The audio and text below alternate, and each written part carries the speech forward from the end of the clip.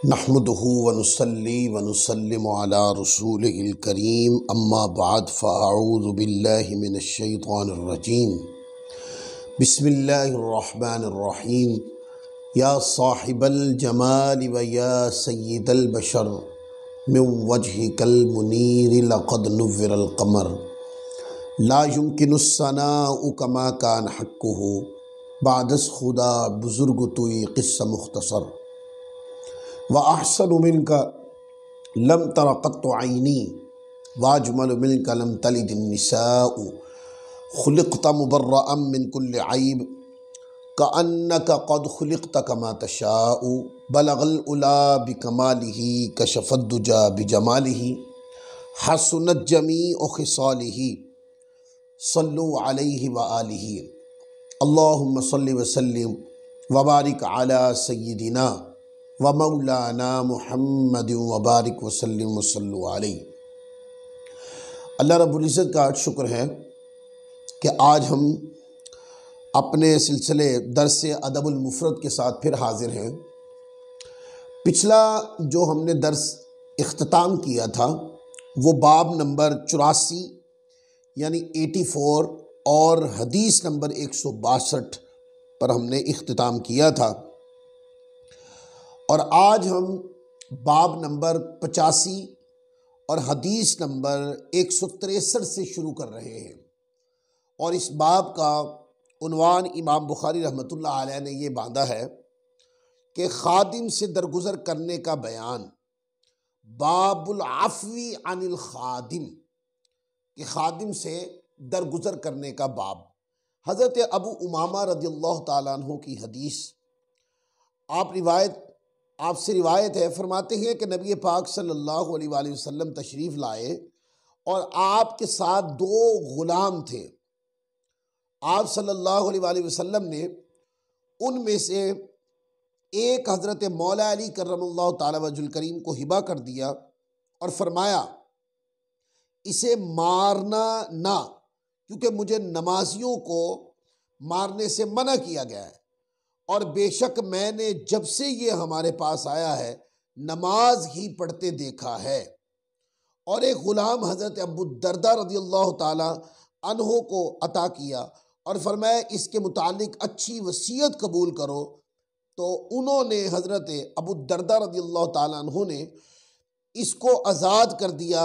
आप सल्लल्लाहु अलैहि वसल्लम ने उन यानी हज़रत अबू दरदा रज़ियल्लाहु ताला अन्हो से पूछा इस ग़ुलाम के साथ आपने क्या किया? तो उन्होंने कहा या रसूलल्लाह आप सल्लल्लाहु अलैहि वसल्लम ने मुझे हुक्म फरमाया कि उसके मुतालिक भलाई करने की वसीयत कबूल कर, तो मैंने उसे आज़ाद कर दिया।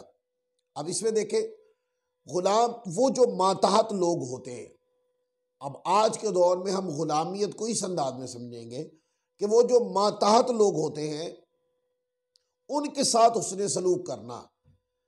आका अलैहिस्सलाम ने फरमा दिया, एक तो मुतलकन ये दर्स है इसके अंदर कि अपने मातहत या ग़ुलामों के साथ कभी भी उनको अज़ियत, तकलीफ़ और परेशानी नहीं देनी चाहिए। और साथ ये है कि अगर कोई नमाजी हो तो हुज़ूर इस्लाम ने फरमाया कि इसको कभी ना मारना, क्योंकि ये नमाजी है।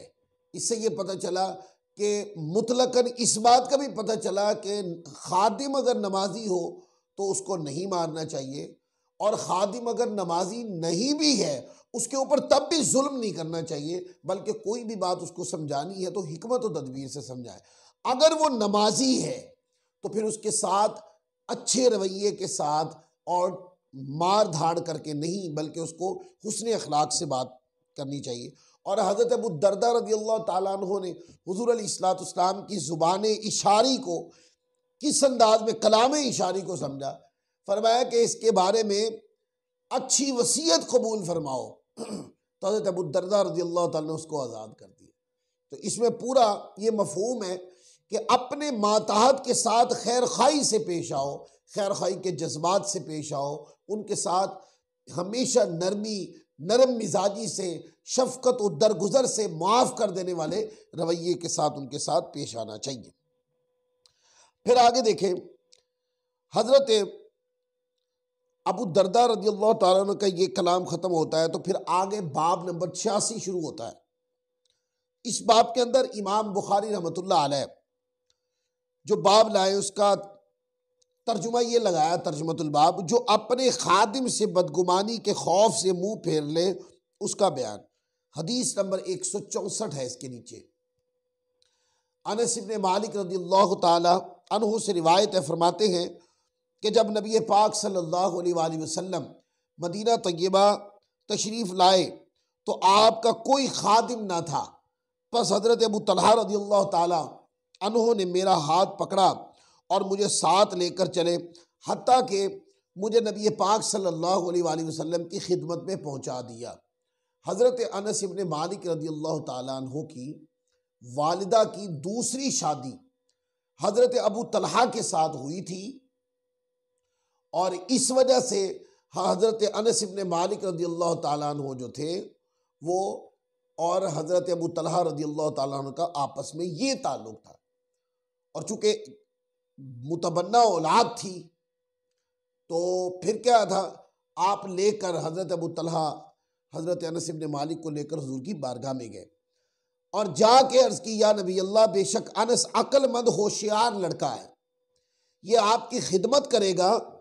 अनस इब्न मालिक कहते हैं, बस मैं आप सल्लल्लाहु अलैहि वसल्लम का सफ़र व हज़र में खातिम रहा जब से आप मदीना मुनव्वरा तशरीफ़ लाए, हत्ता कि आपने विसाल फरमाया। आप सल्लल्लाहु अलैहि वसल्लम ने मुझे किसी चीज़ के मुतालिक कभी ये नहीं फरमाया जो मैंने की होती कि आपने ये ऐसे ऐसे क्यों किया, और ना उस चीज़ के मुतालिक कभी फरमाया जो मैंने नहीं की होती कि आपने ऐसा क्यों नहीं किया। तो कहने लगे कि ये हुज़ूर अलैहिस्सलातु वस्सलाम का अखलाक ये था। अनस इब्न मालिक फरमाते हैं कि मुझे कभी हुज़ूर अलैहिस्सलाम ने फरमाया, इतराज़ करते हो कि ये क्यों किया आपने, ये क्यों नहीं किया आपने, ये जुमले रूटीन में बोले जाते हैं। अनस इब्न मालिक फरमाते हैं, मदीना पाक में 10 साल मुस्तफ़ा की ग़ुलामी में रहे और 10 साल ही हुज़ूर अलैहिस्सलाम मदीना तय्यबा में ज़ाहिरी हयात के साथ आका अलैहिस्सलातु वस्सलाम सहाबा किराम की में मौजूद रहे। 10 साल हुज़ूर अलैहिस्सलातु वस्सलाम की खिदमत की। फरमाते कभी नहीं हुज़ूर अलैहिस्सलातु वस्सलाम ने मेरे किसी फ़ेल के ऊपर कहा कि ये क्यों किया तुमने और ये क्यों नहीं किया तुमने, ऐसे नहीं फरमाया। बल्कि अगर कोई गलती कोई कमी रह जाती तो हुज़ूर अलैहिस्सलातु वस्सलाम फरमा देते कि इसको इस तरह कर लें, ये काम ऐसा है इसको इस तरह कर लें, अगर नहीं हुआ तो चलो अब कर लें, ये तरीका है समझाने का। और अगर कोई बंदा काम नहीं हो सका और किसी जायज़ उज़र की वजह से, अब बंदा उज़र कबूल ही नहीं करता। बड़े लोग ऐसे भी होते हैं ना जो कहते हैं जी मेरी डायरी के अंदर उज़र नहीं है। तो सवाल ये है कि उज़र तो बंदे के साथ है, मामलात हो ही जाते हैं। और जो बंदा माजूर शरई है या जायज़ उज़र रखता है उसका उज़र कबूल करना चाहिए, उसको मोहब्बत और प्यार के साथ, शफ़क़त और दरगुज़र के साथ उसको समझा देना चाहिए और कहना चाहिए कि चले अब कर लें, उस वक्त आप माजूर थे अब आप इसको कर लें। तो क्या है, जिसको शफ़क़त के साथ आप समझा रहे हैं और अगर वो माजूर नहीं भी था, बहाना किया था, आपकी शफ़क़त और मोहब्बत उसको आइंदा अमल करने पे उभारेगी। और अगर एक बंदे की जायज़ उज़र था और आपने उसको सख्ती के साथ डांट दिया, डपट दिया, तो फिर आइंदा उसको उज़र नहीं भी होगा तो वो उज़र करेगा। ये इंसानी ज़िंदगी और इंसानी नेचर में ऐसा होता है। आप शफ़क़त दें, प्यार दें, तो कहते ना एक मुहावरा बोला जाता है कि आप शफ़क़त और प्यार दे तो जान भी ले लें, ये मुहावरा है। लेकिन बात यह कि शफ़क़त प्यार दें और आप मुनासिब तरीके से अपने हदफ के मुताबिक काम ले लें। और अब अगर आप शफ़क़त और प्यार नहीं दे सकते तो आप अपने अहदाफ को अचीव ही नहीं कर सकते। ये पैगाम है इसमें। आगे बाब नंबर 87 है और उसके नीचे हदीस नंबर 165। यहाँ इमाम बुखारी बाब बांधा, बाबू इदा सारा कल अब्दु, कि जब गुलाम चोरी करे उसका बयान। हज़रत अबू हुरैरा रिवायत करते हैं, फरमाते हैं रसूल पाक सल्लल्लाहु अलैहि वसल्लम ने इरशाद फरमाया कि जब गुलाम चोरी करे तो उसे नश के बदले में फ़रोख्त कर दो। अबू अब्दुल्ला इमाम बुखारी रहमतुल्लाह अलैह कहते हैं अन्नश्म 20 को कहते हैं और नवाह 5 को कहते हैं और औकिया 40 को कहते हैं। यानी कि जब गुलाम चोरी करने लग जाए और हक का ध्यानदार न रहे तो उसके ऊपर जुल्म न करे बल्कि उसको बेच दे आगे। हो सकता है कि उसके बेचने का जो अमल है यही थ्रेट उसको आइंदा के लिए दुरुस्त कर दे, पर जुल्म न करें किसी तरीके से भी।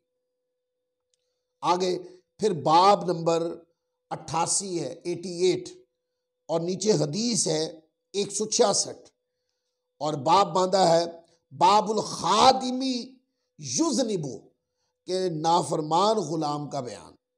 हजरत आसिम बिन लकीत बिन सबरा अपने वालिद से रिवायत करते हैं, उन्होंने फरमाया कि मैं नबी पाक सल्लल्लाहु अलैहि वसल्लम की बारगाह में पहुंचा और एक चरवाहे ने बकरी का बच्चा बाड़े में डाल दिया तो नबी पाक सल्लल्लाहु अलैहि वसल्लम ने फरमाया तू कोई गुमान न कर बैठना, और ये नहीं फरमाया कि तू ये गुमान न करना कि हमारी 100 बकरियां हैं और हम ये नहीं चाहते कि ये ज़्यादा हो। बस जब भी कोई चरवाहा बकरी का बच्चा लेकर आता है तो हम उसकी जगह बकरी ज़बह करते हैं। आप सल्लल्लाहु अलैहि वसल्लम ने इस बारे जो फरमाया था इसमें यह भी था कि अपनी बीवी को ना मारना जैसे तू अपनी लौंडी को मारता है। जब तू नाक में पानी डाले तो खूब मुबालगा करना सिवाय रोज़ा की हालत में, क्योंकि रोज़ा होने में नाक में मुबालगे से पानी डालने से रोज़ा टूट जाता है। इसमें भी सारा खैर खाई का पैगाम, मेहमान नवाजी का, खैर खाई का, जुल्म करने से बचने का, कि अपनी बीवी पे जुल्म न करना। और जैसे तुम अपनी लौंडी पे जुल्म करते हो अपनी गुलामा पे जुल्म करते हो। अब इसमें तरगीब ये नहीं है कि तुम अपनी गुलामा पे जुल्म करो, जुल्म करने की तरगीब नहीं है, क्योंकि रूटीन के अंदर लोग अपनी बीवियों के ऊपर इतना जुल्म नहीं करते थे या इतनी सख्ती नहीं करते थे, लौंडियों पे करते थे। और आका अलैहिस्सलाम की तरबियत ने तो गुलामों पर और लौंडियों यानी गुलामों पर और जो औरत गुलाम होती थी उन पर मना किया कि उन पर जुल्म न किया जाए। लिहाजा ये कि गुलाम पर जुल्म न करो, इसमें दोनों चीजें आती। इसमें औरत गुलाम है तो उस पर भी जुल्म न करो और मर्द गुलाम है तो उस पर भी जुल्म न करो। हमेशा खैरखाई से पेश आओ, हमेशा इज्जत के साथ पेश आओ, हमेशा दरगुजर से पेश आओ। अगर गलती करें तो सिखाने की तरबियत के तनाजुर में पेश आओ ताकि आइंदा गलती दोहराई न जाए। एक बार किसी से गलती हुई है, एक मिसाल है, आपने या किसी बंदे ने मातहत से गलती को ऊपर उसको जदो खोब कर दिया, मारा, जदो खोब किया उसको, और जिस वजह से गलती हुई है उस पर सिखाने की तरबियत नहीं की। अब उसका नतीजा क्या होगा? उसका नतीजा ये होगा कि जब वो जो गलती हुई है वो दोबारा भी रिपीट हो जाएगी, क्योंकि हमने मारा है, ये हमें गुस्सा निकाला है पर गलती तो दुरुस्त नहीं की। वो क्या होगा? लाइल्मी में वो गलती दोबारा होगी, और जब लाइल्मी में वो गलती दोबारा होगी तो गुस्सा पहले की बनिस्बत ज़्यादा चढ़ेगा आपको। तो बेहतर यह है कि जब किसी से गलती हो तो सिखाने के तनाजुर में, तरबियत करने के तनाजुर में सिखाएं, ताकि जब एक चीज़ सीख ली जाती है तो दोबारा रिपीट नहीं होती वो। तो इसमें ये चीज़ें सारी बताई गई। फिर आगे बाब नंबर 89 है बाबू मन ख़तम अला खादिमिही मखाफता सू इज़्ज़न्नी के बदगुमानी के खौफ से अपने माल पर मोहर लगा देने का बात। कहते हैं कि हज़रत अबू आलिया रिवायत करते हैं, फरमाते हैं कि हमको हुक्म दिया गया कि हम अपने गुलाम से चश्म पोशी करें और हम वज़न कर लें और गिन लें, इस बात को नापसंद करते हुए कि उसे बुरे कामों की आदत ना पड़े या हम में से कोई एक बदगुमानी करे। यानी कि अपना माल जो है उसको तोल लें, गिन लें। जब आप तोल लेंगे, गिन लेंगे अपने गुलाम के सामने, तो उस गुलाम को भी कान हो जाएंगे कि ये माल है, ये इतना है, ये तोला हुआ है। और नीयत क्या उसमें होनी चाहिए? नीयत शक की नहीं होनी चाहिए। नीयत ये होनी चाहिए कि जब मैं तोल लूंगा, गिन लूंगा, बराबर कर लूंगा तो ये गुलाम के इल्म में भी आ जाएगा। और शैतान अगर इसको बहकाए तो ये चीज़ इसकी इस्लाह कर दे, इसको गलती की तरफ ना जाने दे कि ये गिना हुआ माल है, मैं इसमें से नहीं निकाल सकता हूँ, अगर निकालूंगा तो फंस जाऊंगा। तो इसमें भी तरबियत है कि इस नीयत के साथ गिन लो ताकि वो बदगुमानी से बच सको, सुए ज़न से बच सको और कोई और भी इर्तिकाब गुनाह न कर सके। तो ये क्या है, ये सारा मफहूम खैर खाई पर मुश्तमिल है। फिर आगे बाब नंबर 90 है, उसके अंदर भी इसी चीज को बयान किया गया। बाबू मन खतम अला खादिमिही मखालफत सुइज़्ज़न्नी, जो शख्स माल को गिन कर रखे बदगुमानी पैदा होने के खौफ से, इसका बयान। और नीचे वही रिवायत उसकी मिसल कि हज़रत हारिसा बिन मुदरब और हज़रत सलमान रज़ी अल्लाह ताला अन्हु से रिवायत है, उन्होंने फरमाया कि मैं अपने ग़ुलाम पर बदगुमानी के खौफ से बचने के लिए गोश्त की हड्डियां गिन कर रखता था, ताकि एक तो मैं बदगुमानी से बच जाऊं और दूसरा कि कोई और भी इर्तिकाब गुनाह की तरफ शैतान किसी को बहका ना सके। इसी तरह इसके नीचे हदीस नंबर 169 है, हज़रत अबू इसहाक रज़ियल्लाहु ताला अन्हु ने कहा कि मैंने हज़रत हारिसा बिन मुदरब से सुना, उन्होंने कहा कि मैंने हज़रत सलमान को रज़ियल्लाहु ताला अन्हु को सुना कि मैं हड्डियां भी बदगुमानी पैदा होने के खौफ से गिन कर रखता हूँ, ताकि एक तो मुझे भी बदगुमानी ना हो और फिर वही जो जुमला पहले मैंने दोहराया कि शैतान और किसी को भी इर्तिकाब गुनाह की दावत ना दे। इससे आगे बाब नंबर 91 है और वो ये है बाब अदबिल खादिमी, के गुलाम को अदब सिखाने का बाब। और इसके नीचे हदीस नंबर 170 है, हज़रत मखरमा बिन बुकैर रज़ियल्लाहु ताला अन्हु अपने वालिद से रिवायत करते हैं, उन्होंने कहा कि मैंने हज़रत यजीद बिन अब्दुल्ला बिन कुसैत रज़ियल्लाहु ताला अन्हु से सुना, उन्होंने फरमाया कि हज़रत अब्दुल्ला बिन उमर रज़ियल्लाहु ताला अन्हु ने अपने ग़ुलाम को सोना देकर भेजा या चांदी देकर भेजा, तो उसने बै सिर्फ की तो बै सिर्फ में मोहलत दी। जब वो ग़ुलाम वापस आया तो आप रज़ियल्लाहु ताला अन्हु ने उसको बड़े ज़ोर से एक सख्त कोड़ा मारा और फरमाया चला जा और वो चीज़ जो मेरी है ले ले और तू तो बै सिर्फ ना करना।